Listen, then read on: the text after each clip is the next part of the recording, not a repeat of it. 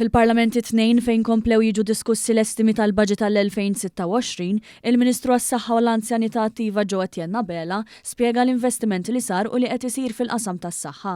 Fawdex tlestew l-istudji ġeoloġiċi sabiex jiġi identifikat post għall-isptar il-ġdid, sabiex jibdew jinħarġu tenders matul is-sena d-dieħla. Il-Ministru qal ukoll li nfetħu se jkomplu jinfetħu jew jiġu estiżi għatta taqsimiet, dipartimenti u laboratorji ġodda, fil-waqt li kien hemm żieda fil-vetturi bħalma huma l-ambulanzi.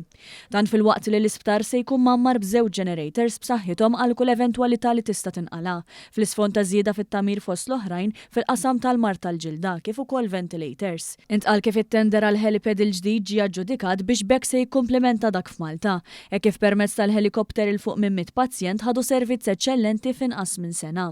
Se jkunu qed jintużaw ukoll id-drones sabiex iwasslu l-mediċini biex bekk il-kampjuni fawdex se jkunu jistgħu jintbagħtu Malta.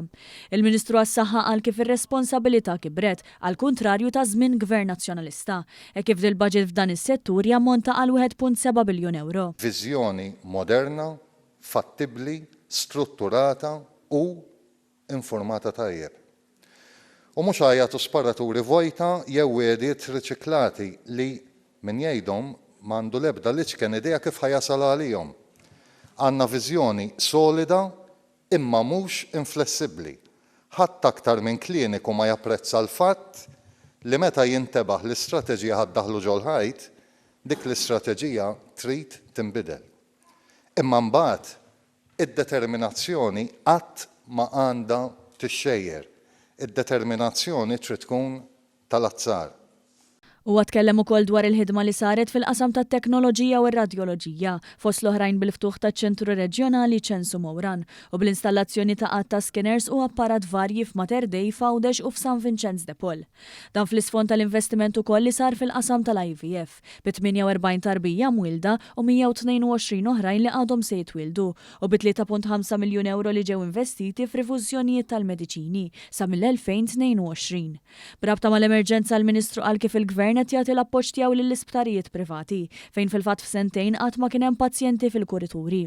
Dan fil-waqt li matul is-sena d-dieħla se jkun hemm sala ġdida b'50 sodda fl-isfond ta' ħidma biex tirdoppja l-kapaċità tal-emerġenza.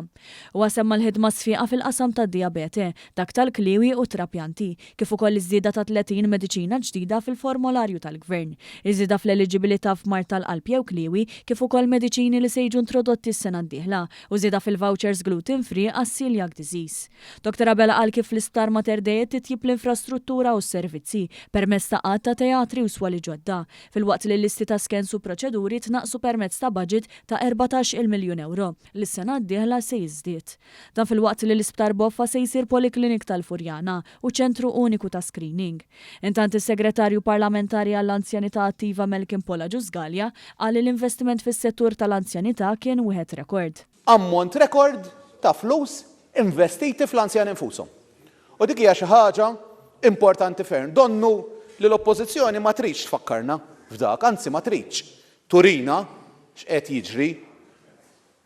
U tantu hekk li fil-fatt ma rajniex proposta waħda minn pre-budget document li ma jeżistix rigward l-anzjanità. Nikkritikaw iva. Nipproponu xejn.